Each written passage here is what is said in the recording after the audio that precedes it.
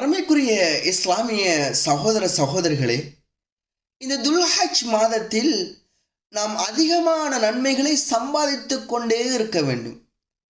எனவேதான் எங்களுடைய ஐவேளை ஃபர்லான தொழுகைக்கு பிறகு நாம் இந்த வார்த்தைகளை அழகிய முறையில் கூறினோமாக இருந்தால், இந்த தஸ்பீஹ்களை சரியான முறைக்கு செய்தோமாக இருந்தால் நாம் நஷ்டமடைய மாட்டோம் என்பதாக ஸல்லல்லாஹு அலைஹி வஸல்லம் கூறினார்கள்.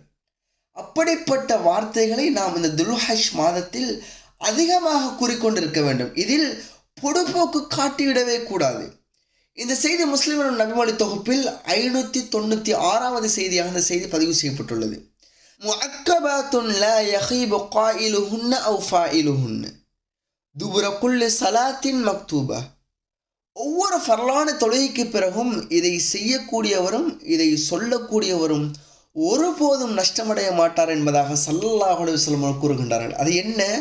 ஸலாஸன் வ ஸலாஸீன தஸ்பீஹா, 33 தடவை சுப்ஹானல்லாஹ் கூற வேண்டும்.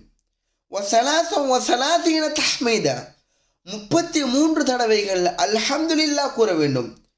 வ அர்பஅன் வ ஸலாஸீன தக்பீரா, 34 தடவைகள் அல்லாஹு அக்பர் என்று நாம் கூறினோமாக இருந்தால் நாங்கள் ஒருபோதும் நஷ்டமடைய மாட்டோம் என்பதாக ஸல்லல்லாஹு அலைஹி வஸல்லம் கூறினார்கள். எனவே அருமைக்குரிய இஸ்லாமிய உறவுகளே, வாழ்க்கையிலும் சரி, மறுமை வாழ்க்கையிலும் சரி, கபர் வாழ்க்கையிலும் சரி, எதிலும் நாம் நஷ்டமடைய மாட்டோம்.